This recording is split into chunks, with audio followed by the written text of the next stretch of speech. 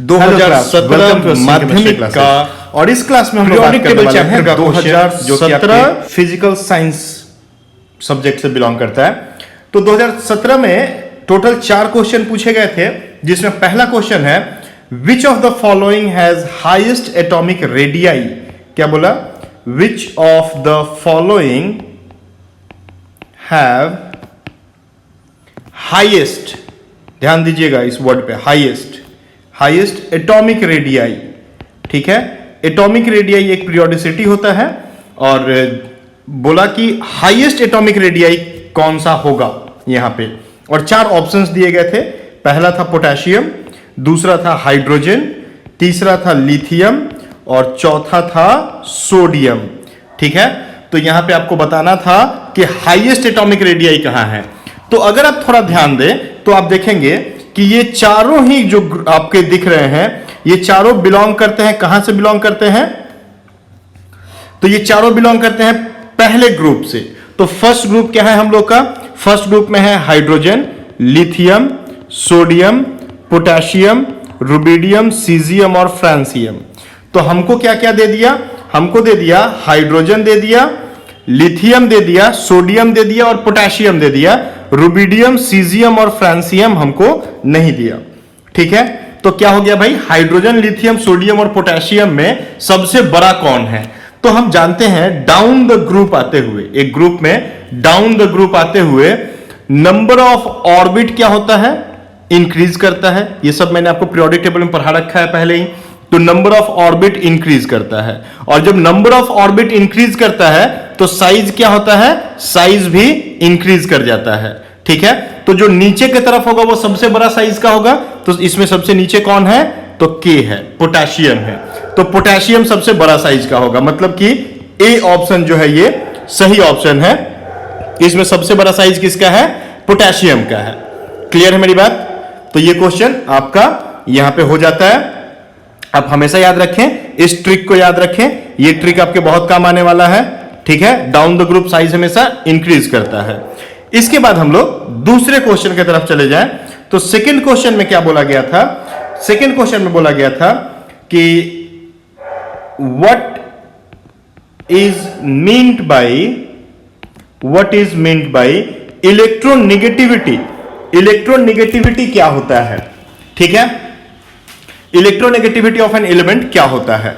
तो इलेक्ट्रोनेगेटिविटी को अगर हम लोग डिफाइन करें तो हम बोल सकते हैं कि it is the tendency of an atom. क्या बोल सकते हैं? बोल सकते हैं it is the tendency of an atom to attract the shared pair of electron toward itself. The shared pair of electrons toward itself. इसको ना रटो मत, एकदम मत रटो, इसको समझो। मान लो एक एटम ए है और एक एटम बी है।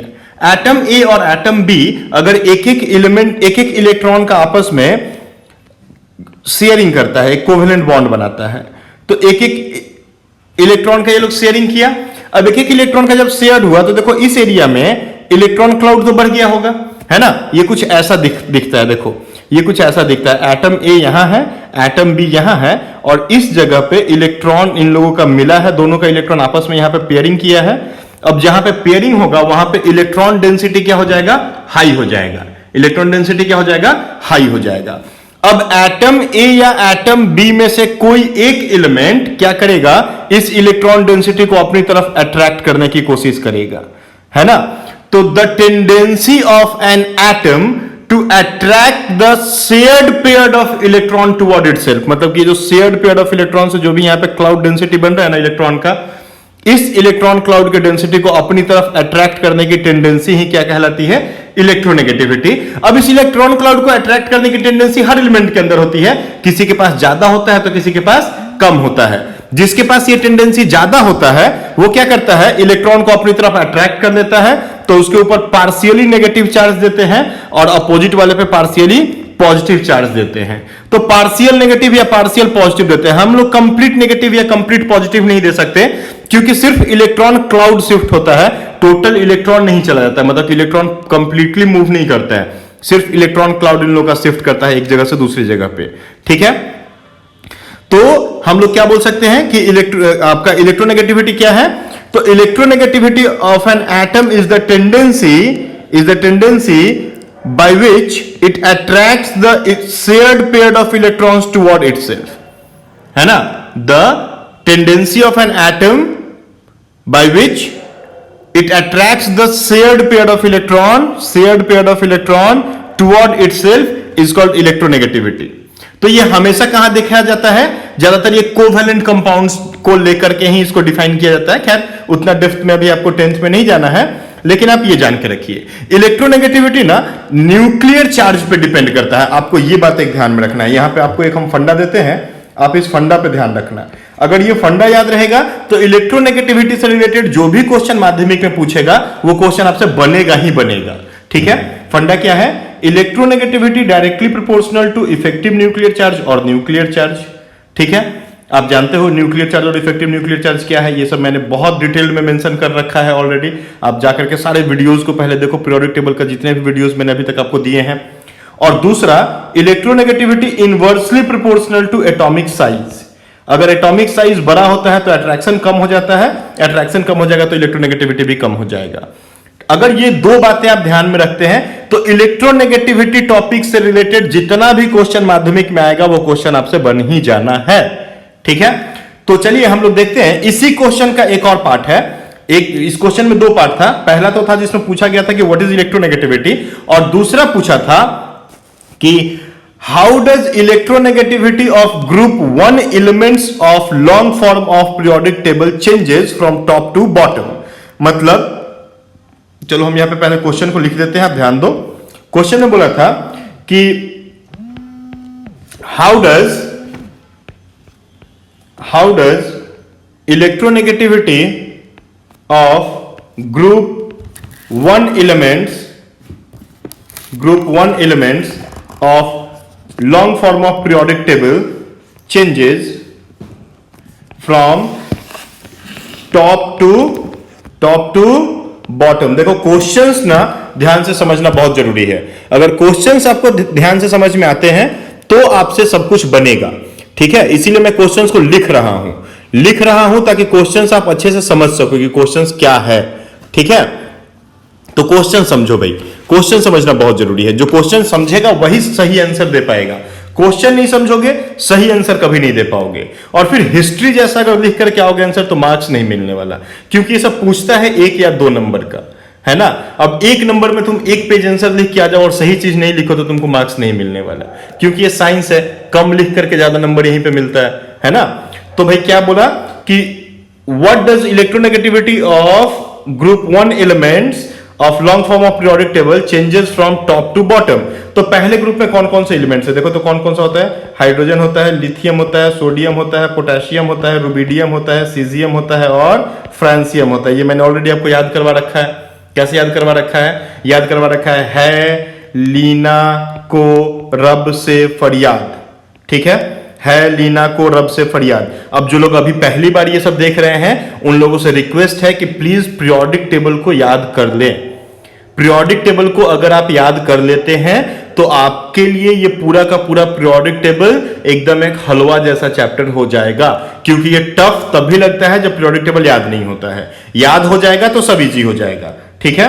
तो भाई ये आप याद रखो, है लीना को रब से फरियाद, पहला ग्रुप का नाम होता है।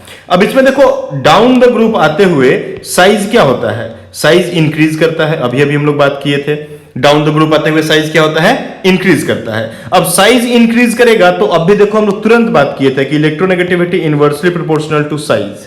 Electronegativity inversely proportional to size, इसका मतलब क्या है कि अगर साइज बढ़ेगा तो इनवर्सली प्रोपोर्शनल है, इलेक्ट्रोनेगेटिविटी कम हो जाएगा।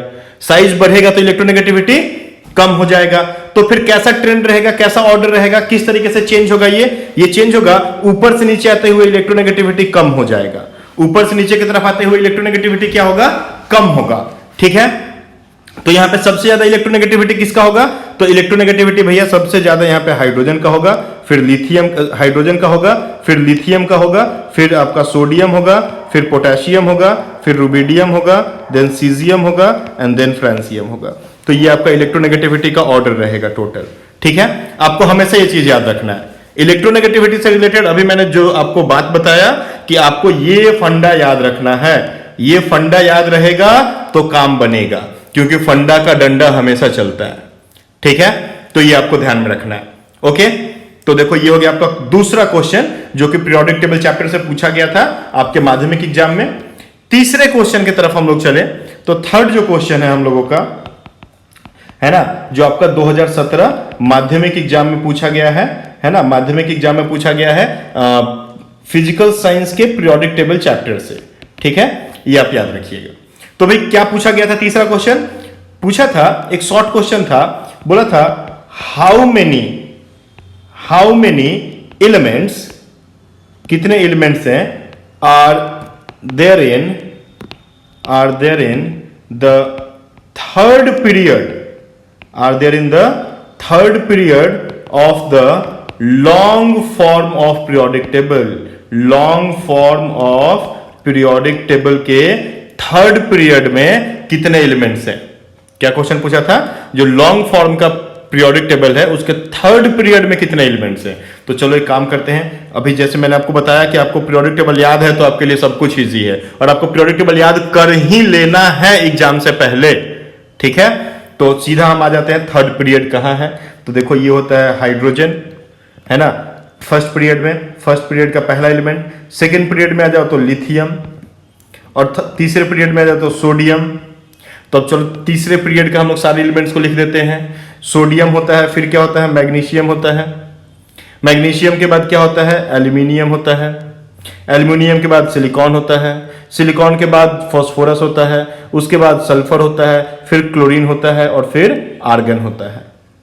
तो पूछा था हाउ मेनी, मतलब कितने होते हैं। नाम नहीं पूछा था, लेकिन मैंने आपको पूरा नाम ही याद करवा दिया, पूरा नाम ही आपको मैंने दिखा दिया।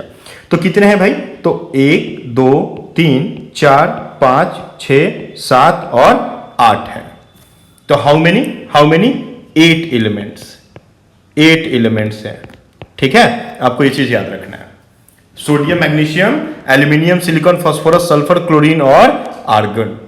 ठीक है, ये आपको याद रखना है। सोडियम क्या होता है? 11, मैग्नीशियम 12, एल्यूमिनियम 13, है ना, ये सब का एटॉमिक नंबर है। सिलिकॉन 14, 15 होता है फास्फोरस का, 16 होता है सल्फर, 17 होता है क्लोरीन और 18 होता है आर्गन।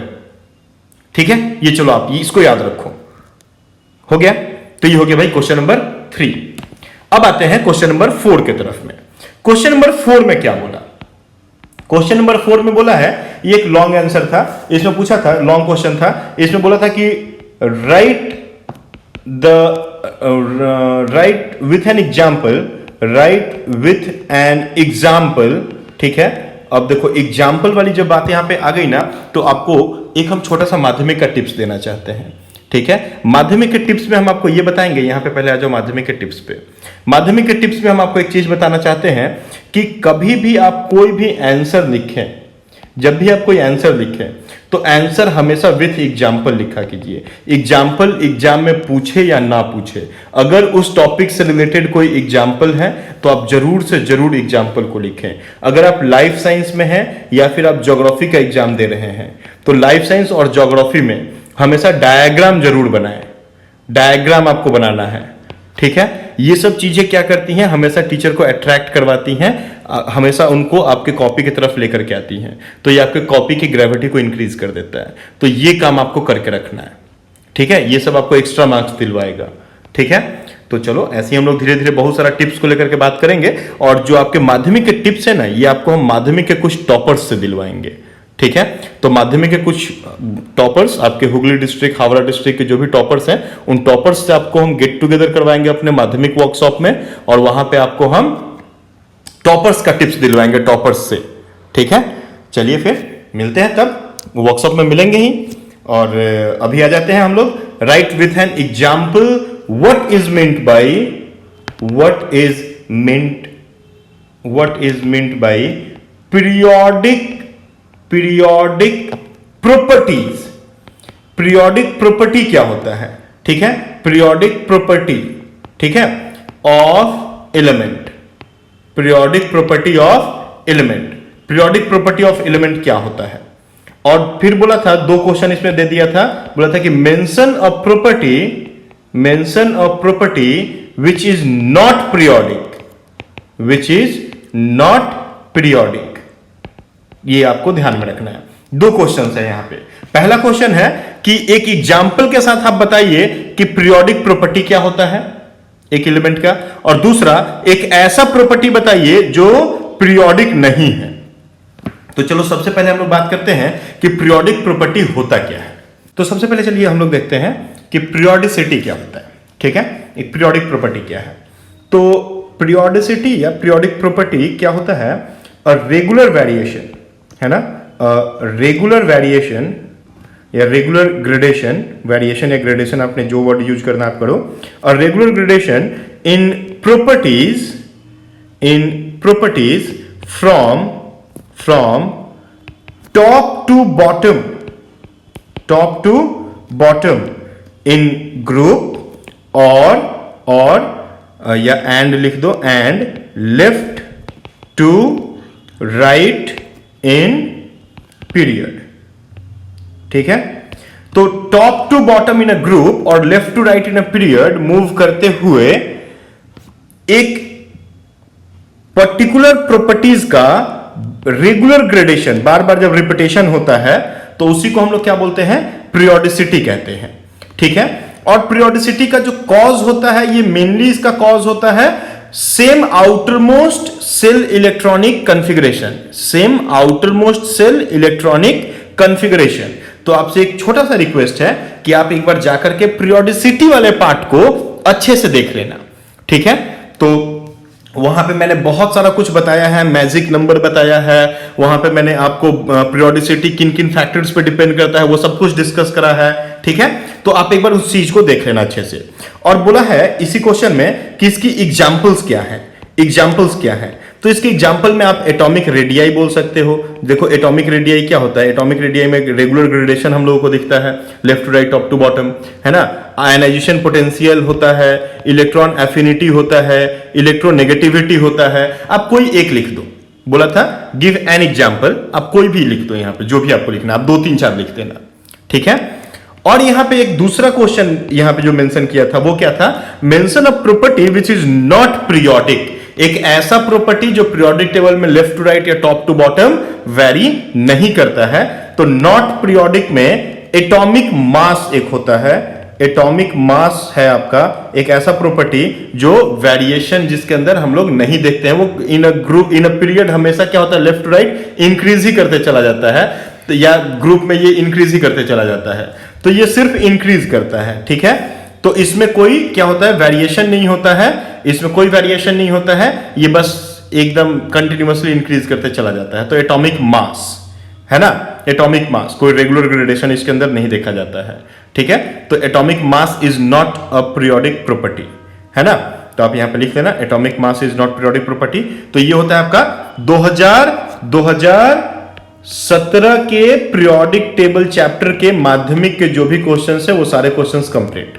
ठीक है, अब हम लोग बात करेंगे नेक्स्ट 2018 के जो क्वेश्चंस आए हुए हैं आपके, 2018 के माध्यमिक में जो भी पीरियोडिक टेबल चैप्टर से क्वेश्चन